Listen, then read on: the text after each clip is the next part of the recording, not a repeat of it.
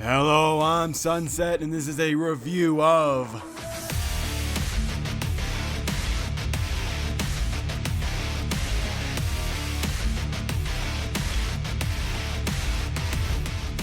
First things first, this game's for people who enjoy sending zombies to God in ever more satisfying ways. If you are here for anything else, evacuate now. But if you are here for stress relief and gore in equal measures, have I got the game for you.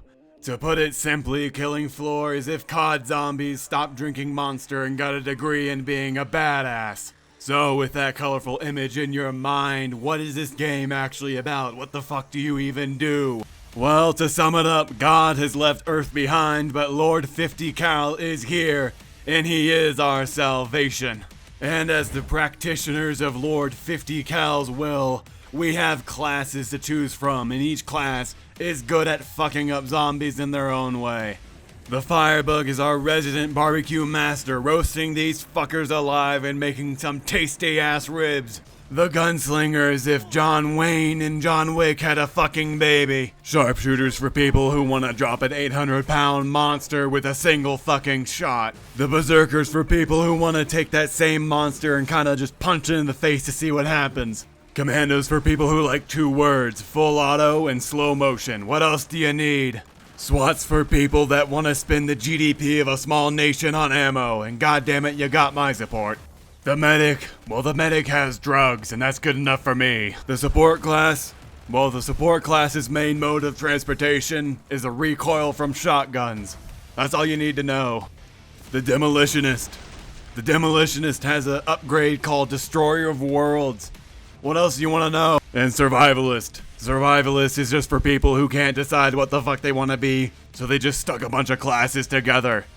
I'll be honest, there's a whole catalog of crazy shit you can use to absolutely ruin these fuckers' day. So the real question is, what's the gameplay like? How does it feel to use all these weapons? And that, my friends, is the best part of the goddamn game. In all seriousness, the FPS elements in Killing Floor 2 set a precedent as to which all other FPSs should be aspiring to be. This shit is so goddamn silky smooth, so clean, so visceral when it needs to be, that it's fucking art. But I will be honest, there is one problem with the gameplay. That problem being 1 hour has a tendency to turn into 9 hours, and I don't fucking know how. But it must be said, this game requires you to play by its own goddamn rules. If you stand still for 1 second on Hell on Earth difficulty, you're fucked. I'll be honest, there can be a one hell of a learning curve, especially depending on which class you choose. But I will say it makes it much more rewarding, and it's actually refreshing to have a game treat you like an adult and give you something to aspire to rather than just handing you shit. Now getting into an actual round of the game can be a bit difficult. You see, the community is small, by no means dead, but it is smaller, and the game has a bad fucking habit of matchmaking you right into the middle of a round, which really isn't a problem, but if you like the feeling of slowly going from wave 1 to wave 10, it can be a bit of fucking annoying.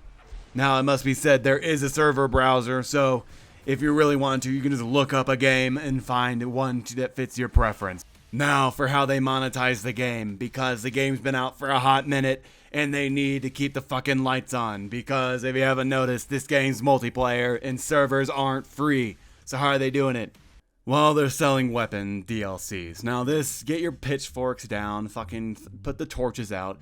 It's not that greedy, I'll be honest. There's way scummier business models, and what the Killing Floor devs, Tripwire, have done here is not bad. They have a cycle of releasing some free weapons and some paid weapons. The paid weapons have a tendency to be a bit goofier than the free ones, which I am totally for. So if you take the game super seriously, you won't be locked out of some meta build just because you didn't pay for the DLC. But if you want some wacky shit, then you're gonna have to pay for it. It's just the way it is. But by no means does that mean there isn't some crazy shit in the goddamn vanilla pool. There is some absolutely fucking bonkers weapons. Now, for the other half of the monetization, it is cosmetics. Loot boxes. Now that makes me a little bit angry just cause, you know, it's the inbuilt want to gamble. I don't really support that shit in any fucking way. But I'll let it slide just because There are so many other avenues of just simply playing the fucking game where you can unlock cosmetics. You got a weekly mission that comes with a cosmetic. You got the Dosh Vault, which is essentially you get a currency every time you complete a match or a little quest they give you. And if you get 500,000 of that currency, for reference, you get about 10,000 at the end of each match, and 500,000 for a weekly mission and 50,000 for a daily mission. The vault fills up, you get a free loot crate. And at the end of every mission, you get a chance to get a skin or a cosmetic of some kind for your character. And they have seasonal events in the summer and the fall and the winter, so basically fucking year round. And at the end of each round during a seasonal event, you get a ticket. 5 tickets gets you a random item from that fucking season's loot pool. So what I'm trying to say is you won't be locked out of cool shit just because you don't want to pay for it. Basically, if you want cool shit, you'll have to play for longer, or you just bust out the wallet. But I mean, it's not necessary to pay for shit. It's just if you wanna. No, I'll be honest, that is my main gripe with this game, their monetization method.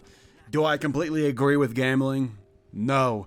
Do I understand them wanting to do it so they can keep the lights on? Yeah, and if you have a smaller player base, the incentive to make more money per player is automatically there, and they had a choice. They could either fucking suck as many dicks as possible and turn their game into something it's not by making it more appealing to a mass audience, or they could double down, do what they were doing, make it to a very specific audience, but they have to charge more from that audience. You know, I think they made the right choice here. No, I'm gonna go ahead and stop wasting your fucking time and throw a score at you. This game's gonna be an 8 out of 10, just for the simple fact that it is one game mode only, the survival wave after wave. If there is one other game mode that is mildly good, it'd easily be a 10 out of 10. Just something to break up the monotony, but if you don't mind monotony, oh, it's a 10.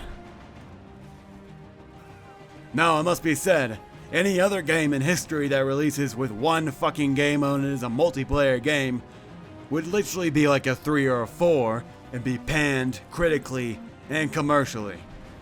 The fact that this game hasn't been panned for having one fucking game mode is a testament to how fucking glorious that game mode is. It's only ever been achieved by one other mythic title, Left 4 Dead, and if that's your goddamn comparison, you've done a very fucking good job.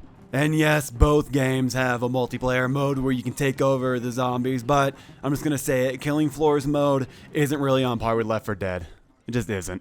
Now the rest of the video is just gonna be me quickly going over other parts of the game that I miss in the primary review, mainly just justifying the score I give. The game state. The game state itself is in a really good spot. I doubt that Tripwire will abandon this game because they didn't abandon the first Killing Floor, so it's unlikely that they abandon this one. Updates are almost a guarantee. The community. The community is surprisingly welcoming, but obviously if you go into a Hell on Earth match as a fucking dumbass noob, you're gonna get called the fuck out. But if you don't, it's actually quite nice. Now, the music. The music is great, but it is copywritten, so I can't play it. Just know that it's fucking awesome. Now, it must be said I do want to add music, but I really can't just because this video is already a speedrun on getting demonetized if I put copywritten music in here. I think YouTube might just send an assassin to my house. Now, the graphics. Fucking great. The graphics held up great. They're gonna hold up for a lot longer. And I waited this far into the video to bring up the gore. Just because that's a word that YouTube doesn't like. Every time I say it, I can feel the fucking laser beam from orbit targeting my house. But the gore in this game is absolutely fucking glorious. It is perfect. It perfectly complements the gunplay in all the best ways. And if you're some kind of sadist, you can turn it down, you coward. You can make it to where there's barely any, or a fountain of guts. It's up to you, baby. Difficulty. There is no easy mode in this game, literally. It's normal, and then it goes all the way up to Hell on Earth. Normal being, you're learning the game, recommended for just starting out. Hell on Earth, the enemies have new animations, they run faster, they'll start doing some Cirque du Soleil shit, they'll do cartwheels. It's fucking great. I'll be honest, it is amazing on higher difficulties. Get through the learning curve, get good at the game, and then go to higher difficulties to have the full fucking experience. Now for enemies in the game, they're not just normal zombies. You have 800-pound men with chainsaws for hands chasing you around, and you have even bigger men with fucking meat grinders for hands. You have spiders, you have invisible bitches, you have bitches that scream so fucking loud you die. It's great. And the difficulty directly affects how much damage they do, obviously, but the different animations they could have. Such being as in lower difficulties, they'll kind of just walk towards you. On higher difficulties, they'll be juking left to right, doing flips and stuff like that to try to throw you off. Fucking mwah. It is the perfect enemy design, and I refuse to spoil any enemies for you because you start out the game on normal difficulty, and then you start feeling good about yourself. You got one perk upgraded a little bit, so you go ahead and hop up difficulty. And that first hop in difficulty to like suicidal or hell on earth, that is what I live for, because that is the perfect oh shit moment they run now. It is fucking glorious, and you should experience it. Alright, now there's really nothing else to fucking talk about. I could bring up a bunch of worthless shit, but I'll be honest, it'd be wasting your fucking time. If you haven't made up your mind by now, you never will. My final thoughts are, if you're a fan of the FPS genre, it is a disservice not to play this fucking masterclass in how to do gunplay. If you're not really, there's not a lot for you here, but hell, if you can catch it on sale, I'd say get it. Other than that, I got nothing else to say. Fuck off.